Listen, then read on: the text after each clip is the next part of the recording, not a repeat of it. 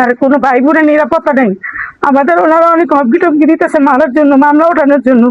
উনি শুধু মনে করেন বিএনপির বড় বড় নেতা আর ক্যাডার ভয় আমাকে দেখাচ্ছে যে মামলাটা যদি না ওঠে তো তোমাদের অবস্থা খারাপ হয়ে যাবে। তা আমরা যদি আমার ছেলে মেয়েদের ভাই বোনদের নিরাপত্তা না পাই তাহলে আমরা কোথায় যাব? আমরা তো অসহায় গরিব মানুষ। এখন আমাদের যদি এত বড় বড় লোক দিয়ে যদি ওনারা আমাদের এই ধরনের হুমকি টমকি দেয়, বিএনপির বড় বড় ক্যাডার দিয়ে, তাহলে আমরা কোথায় যাই? দেখেন আমাদেরও তো জীবনে একটা নিরাপত্তা আসবে, আমাদের সেই নিরাপত্তাটা তো গিয়ে দিতেছে। 3 মাস হয় আমার মা মারা যায়। আমার মায়ের হত্যাকারীদের আমরা পায়েও হাতের কাছে লাগিয়ে পায়েও আমরা কিছু করতে পারতেছি না। আমাদের আয়ও মনে করেন কিছুই করে না। ওনাদের ফোন দিলে বলে জামিন আসছে, আপনি যা জামিনের কাগজ দেখেন, আপনি আমাদের ফোন দেন কেন? তা আমাদের আয় ধরে যদি আমরা ফোন নাই ফোন দিব কারে? ফোন না দিলে ওসিরে দিয়ে ওসিও ফোন ধরে না। আমাদের হুমকি দিতেছে চুন্নুর বউ, যে লাখি আমাদের হুমকি দিতেছে মানুষের কাছে যে আমার হাজবেন্ড আসলে আমরা ওনাদের গুলি টুলি করবো। মাধ্যমে মিডিয়া যখন যায় আমার পাশে দাঁড়ায়, মানুষ যখন না দাঁড়াইছে মিডিয়া যখন দাঁড়ায়, তখন আমার এই মামলাটা ওনারা করানো হয়। আচ্ছা, এই মামলাটা করার পরে এখন কি আপনার ওই মানে প্রশাসনের কাছ থেকে আপনি কি কোনো সহানুভূতি পাচ্ছেন কিনা? না, আমি নিরাপত্তা কোনো পাচ্ছি না। প্রশাসনকে ফোন দিলে প্রশাসন বলে যে আপনাদের ব্যাপার, সেটা আমি দেখতে পারবো না।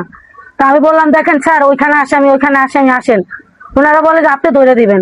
আমি যদি বাদী আসামি ধরে দিই তাহলে আমি কি কারণে আপনার প্রশাসনের কাছে আমি মামলা করছি? কথাটা কে বলছে আপনারা যে আপনারা ধরে দিবেন? এটা বলছে আমার আয়ও প্রিয় ঘোষ। যতবারই আমি আসামির কথা বলি অতবারই উনি বলে যে আপনি ধরে দিবেন। বলছি যে আমি কেন ধরে দিব স্যার? আপনারা নিরাপত্তা না দিলে আমি ধরে দিব কেমনি? আপনাদের তো আমি দায়িত্ব আপনাদের কাছে সরকার দিচ্ছে, কেন দিচ্ছে? আমাদের নিরাপত্তার জন্য। আপনি এখানে অনেক নিরাপত্তার ঝুঁকিতে আছেন। হ্যাঁ, আমি বর্তমানে অনেক নিরাপত্তা ঝুঁকিতে আছি, আমার ভাই বোন নিয়ে, ছেলে মেয়ে নিয়ে, আমার হাজবেন্ড নিয়ে। সরকারের কাছে আপনি কি আবেদন? আমি সরকারের কাছে আবেদন চাই একটাই, আমার মায়ের বিচার হোক। আর যারা নিয়ে আমার মায়েদের মারছে, আমাদের গায়ে হাত দিচ্ছে, তাদের বিচার হোক। এটা সঠিকভাবে বিচার আপনারা তদন্ত করে দেখেন, দেখে আপনারা বিচার করেন। মূল ঘটনাটা আসলে কি নিয়ে হয়েছে? মূল ঘটনা হলো বাউনিয়াবাদ এ ব্লক বেরিবাদ একটা রিক্সার গ্যারেজ আছে আমার বাবার। খামার একটু জায়গা ছিল 15 ফিট বাই 30 ফিট জায়গা। ওই জায়গাটা নিয়ে কাইলা মোতালিব আমাকে মারধর করার কারণে আজকে এত পর্যায়ে মনে করেন এত বড় হয়েছে এই ঘটনাটা। তারা বিএনপির যত ক্যাডার বাহিনী আছে সবাই নিয়ে মনে করেন বাউনিয়াবাদে ও পল্লবী থানার সভাপতি ছিল, সেক্রেটারি ছিল ইব্রাহিম খলিল রিয়াজ।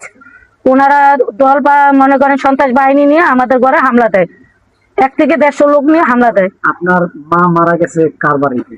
আমার মা মারা গেছে ইব্রাহিম গ্রুপের সন্ত্রাস বাহিনী। ওনারাই ফয়সাল লড়াই বাড়ি টাড়ি দিছে। বাড়ি টাড়ি দেওয়ার পর আমার ছোট ভাইরে মারতে মাঝারোটা মারছে, বোনদের মারছে, বাগনি জামাইদের মারছে।